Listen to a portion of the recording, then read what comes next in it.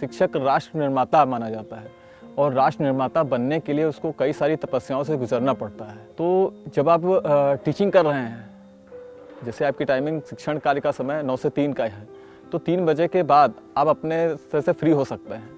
लेकिन अगर शिक्षक आप वास्तविक रूप में हैं तो आपकी जिम्मेदारियां और भी ज़्यादा हैं।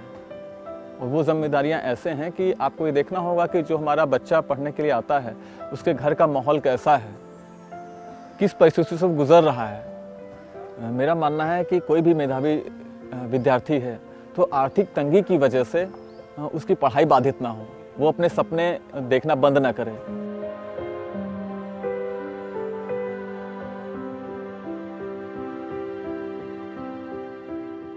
मेरे बाबा जी शिक्षक थे और शिक्षक ही नहीं कहेंगे, उनको मैंने वास्तविकता में उनको बहुत ही युग पुरुष के रूप में समझा है।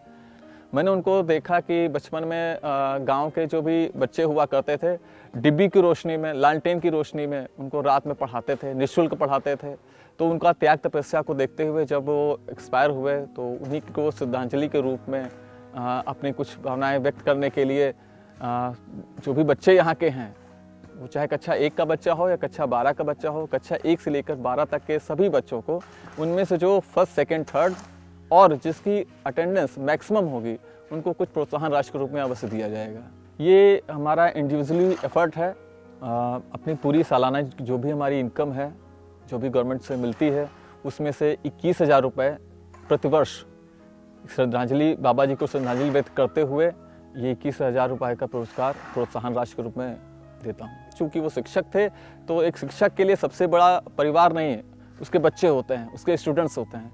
तो मैं यही कोशिश कर रहा हूँ कि बच्चों में इस स्कॉलरशिप प्रोत्साहन राशि के ज़रिए उनमें कंपटीशन की भावना आए। जब तक कंपटीशन की भावना डेवलप नहीं होगी तब तक हम लोग उनको आगे नहीं बढ़ा सकते। कक्षा 12 पास आउट यहाँ का बच्चा है जितेंद्र कुमार, बेलही का है। डिफेंस में जाना चाहता था, उससे हमारी बात हुई और पिछली फरवरी मार्च में उसको लखनऊ स्थित वॉरियर्स डिफेंस एकेडमी में उसका एडमिशन करा दिया गया। उसकी फ़ीस इंडिविजुअली दी। उसका रहने खाने का जो हॉस्टल की फ़ीस है वो प्रति माह मैं गूगल पे कर देता हूँ। और उसको पढ़ाई के अलावा और कोई भी काम के लिए नहीं कहता हूँ। मैं उनके परिवार से मिलता रहता हूँ, बीच बीच में घर जाता रहता हूँ। और उस बंदे ने कमिटमेंट किया कि मैं घर तभी आऊँगा जब मैं सिलेक्शन ले लूँगा। तो उसकी ये बात मुझको बहुत जमी। मुझे लगा कि मेरा इन्वेस्टमेंट, मेरा जो पैसा खर्च हो रहा है वो गलत जगह पे नहीं है। तो ऐसे बच्चों की मदद करना ये हमारे लिए भी बहुत ही गर्व की बात है।